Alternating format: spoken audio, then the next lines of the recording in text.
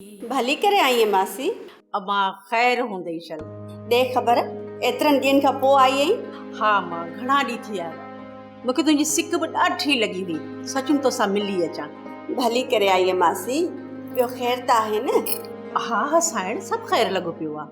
दे ख़बर भला कीअं अचणु थियो आहे? साइण, तोखे त मुंहिंजे हाल जी ख़बर आहे। सूरत जो जहान लॻो पियो आहे। ख़बर पई त राशन पियो विरहाइजे सो।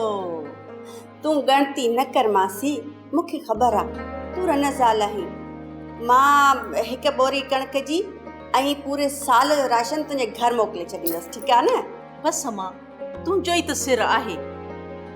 हाय हाय, वॾे रईस खां पोइ तूं ई असांजे लाइ छपर छांव आहीं। चङो भला, तूं हिकिड़ो कमु कर, हीअ अथई 5000, ठीकु आहे? हीअ रख फ़िलहाल पाण में। अम्मा, रब साईं तोखे वधाईंदो, शल दुश्मननि खां पंहिंजी पनाह में रखंदई। ऐं हा मासी, कॾहिं बि कंहिं बि शइ जी ज़रूरत पवंदई न त तूं हली अचिजां मूं ॾे। चङो साईं, भला आऊं हाणे हलां?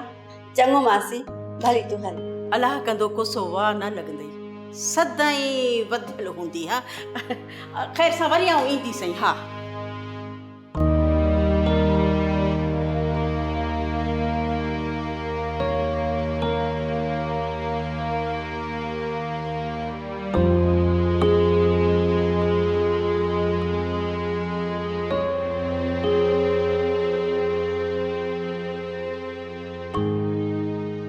अच्छा दादा न अच, तुंहिंजो ई सवेरे लागू ज़िक्र पिया कयूं। छो न यार जो आयो ज़िक्र ज़रूर थींदो।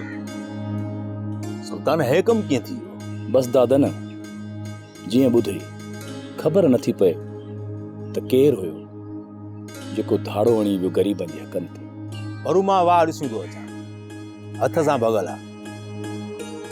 कंहिं दुश्मनी करे वॾेरी जी देह ॿोड़ाई आहे। दादा न नीगर बि नंढी, जुमा बि घणा, वॾेरी जी देह हथ सां ॿोड़ाई वई आहे।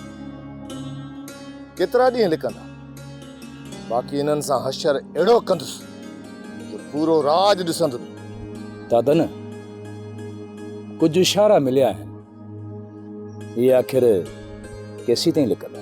नुक़सान त वॾो थियो आहे, वीचारा हारी परेशान हूंदा, सॼो साल कीअं गुज़ारींदा? न दादा, साइण मेरू वाइदो कयो आहे 2 करोड़ जो सामान राशन वठी ईंदी, जो हर घर में ॾींदी। वाह साइण मेरू वाह, ये त लीडरनि खे बि मारे वई। दादा न साइण मेरो अज़ीम पीउ जी अज़ीम धीउ आहे।